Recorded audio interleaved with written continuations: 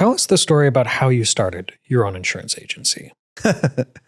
How much editing do you have? Yeah, concise.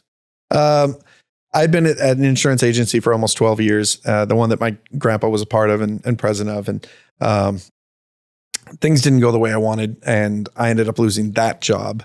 I tell people when describing my situation that a trapdoor was pulled out from under me. I landed hard on the ground. There was dust everywhere. It was dark and it was terrible, and I hated it. And then when the dust settled and somebody turned on the lights, I realized I was exactly where I needed to be. So I was ecstatic with how it's ended at this point. I ended up going and talking to a bunch of different agents locally about potentially working for them.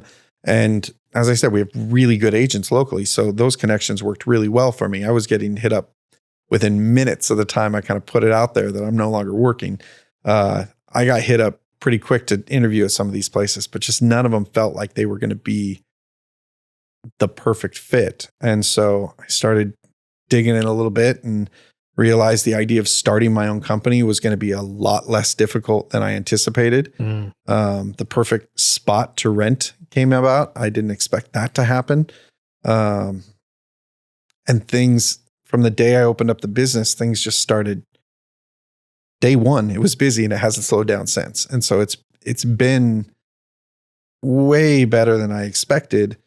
But yeah, I was ready to go out and try it on my own and see. And that's interesting. So you were at an insurance place for 12 years and you were let go because they decided that you weren't cutting it for them. No, I had an attitude as well. I have a little bit of an ego sometimes. And so, yeah, I may have helped influence that situation. And yet, in spite of all that, you then start your own independent agency, and you started just before COVID. Yeah. And not only did you survive COVID, you've gone through what I hear is like the most tumultuous period in like recent insurance history. Oh, it sucked. Yeah. And yet, we had a conversation 6 months ago where you were telling me that you were thinking the second half of 2024 is going to be really good. Yeah.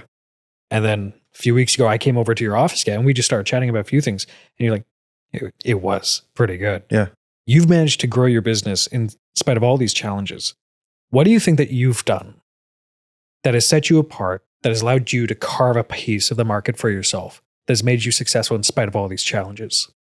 I'd say it goes back to what makes a good agent in that case. It's just simply returning your call and keeping your word in that. You just make sure that you're out there and that you are what you show yourself to be. You know, I think a lot of us, we want to have this image of what we are. We want people to think of us a certain way, but we're not willing to then put in the work to be that person. And I want to be somebody that is seen as I'm easy to get a hold of, and that I'm quick to respond, and that I'm